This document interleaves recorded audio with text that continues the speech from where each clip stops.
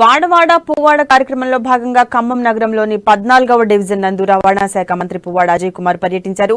ఈ సందర్భంగా మంత్రి డివిజన్లోని ఇంటింటికి వెళ్లి ప్రజలను నేరుగా కలుసుకుని వారి సమస్యలను అడిగి తెలుసుకున్నారు.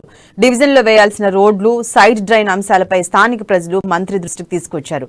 ఆయా పనులను తక్షణమే పరిష్కరించాలని మున్సిపల్ కమిషనర్ ఆదర్శ సురభిని మంత్రి ఆదేశించారు.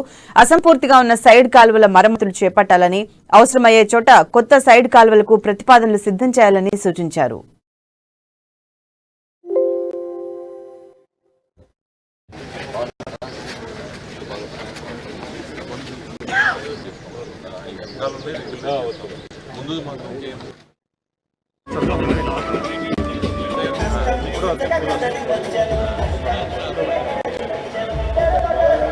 దప్పిక తీర్చా నీళ్లను తెచ్చిన మీరు వాటర్